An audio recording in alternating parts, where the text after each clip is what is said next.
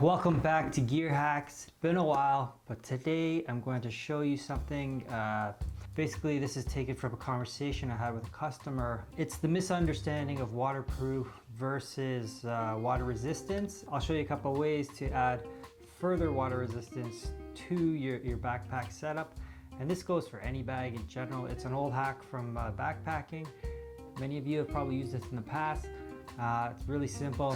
It really just involves a plastic bag, and conveniently your core unit comes in a plastic bag. It's a poly bag. It's actually a decent quality one, so these ones are even more ideal because they're quite durable and they're pretty much sized to fit your core unit. Now you might be asking, well, aren't the bags water resistant? Well, they are, but many people, because of the way some companies define water protection, a lot of people use the word waterproof very loosely, and it seems that more people use the word waterproof than water resistant or water repellent, so much so that it's become a standard that people hear the word waterproof more and they assume that all backpacks are waterproof.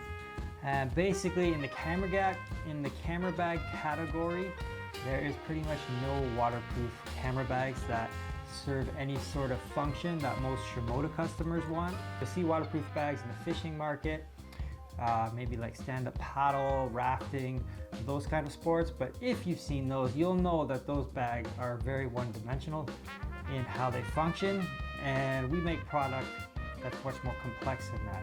Those products are absolutely fantastic for what they do, but that's not what we do. So right now I'll just show you how to do this, how to get the most out of this poly bag.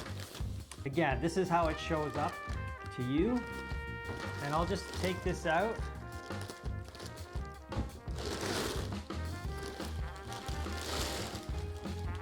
So there's your core unit. Let's just imagine it's full of gear.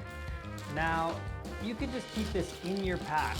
It takes up a very small amount of room. What I would advise is when the core unit's in your bag, just put it at the bottom, just like this. That's an extra layer of protection on the base, but also it's going to be easy to access. So when a storm that you are a little bit worried about hits, maybe you don't have your rain cover, maybe you just want more protection, just take the poly bag out, put your core unit back in, take your backpack,